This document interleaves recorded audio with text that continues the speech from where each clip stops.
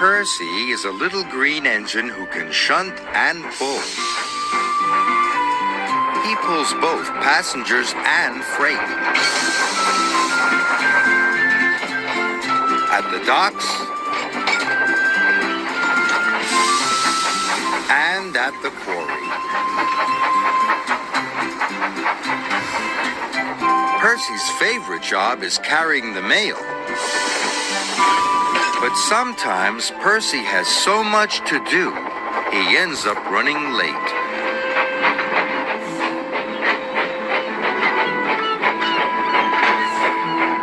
One evening, Percy arrived late at Brendam Docks.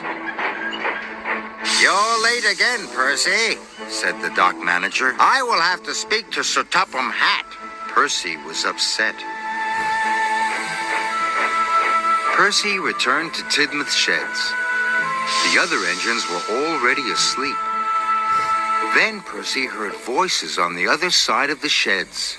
It was Sir Topham Hatt, and he was talking to Percy's driver. Percy tried not to listen, but he couldn't help himself. Percy has been late too often this week, said Sir Topham Hatt. He must go to the scrapyards tomorrow. Sir Topham Hatt wants to scrap me, gasped Percy. Percy worried all night long. The next morning, the sun shone and the birds sang, but Percy was too upset to notice. Sir Topham Hatt wants to scrap me, he cried, and all because I was late. Sir Topham Hatt wouldn't scrap a really useful engine, said Thomas. And you, Percy, are a really useful engine. Percy felt better until he noticed the time. I'm going to be late, he cried. Percy wished away. If he was on time, maybe Sir Topham Hatt wouldn't send him to the scrapyards. Percy's first job was collecting pipes from Brendam Docks. But when he arrived, Cranky was still unloading. Hurry up, slow coach, wished Percy. I must be on time. I'll take as long as I like, said Cranky, and he went slower than ever. The moment Cranky had finished, Percy took off. He hadn't waited for the pipes to be tied down. Percy rounded the bend. The pipe slipped and fell all over the track, but Percy puffed on.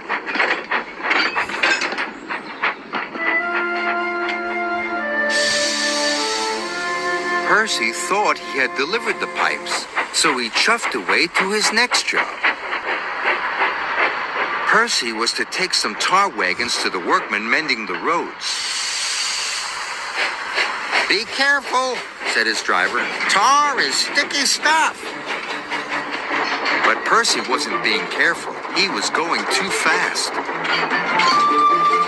Percy charged down Gordon's Hill. He didn't see Gordon and the express until it was too late. The brake van passed Gordon, but the tar wagons didn't.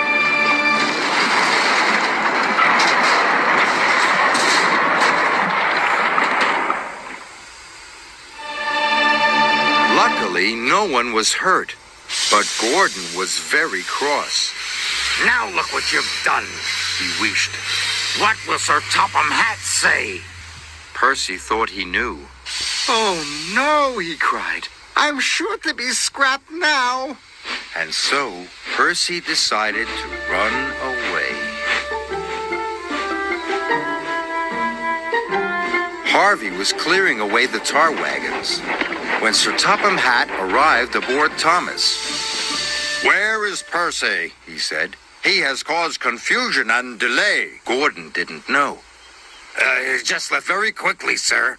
He heard you at the shed, sir, said Thomas. He thought you were sending him to be scrapped. I think I need a word with Percy, said Sir Topham Hatt. You must all help me find him. And so everyone looked for Percy. They searched high, and they searched low. They looked to and fro, but they couldn't see Percy anywhere. "What's to become of me?" Percy whispered. But there was no one around to hear.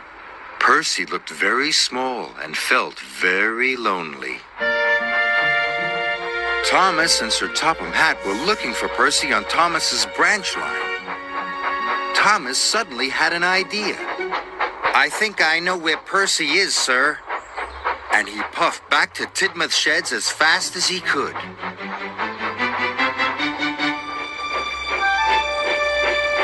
The sheds were very quiet as Thomas rolled into the engine berths. "Percy," called Sir Topham Hatt, "are you there?" "Please don't scrap me, sir," he said.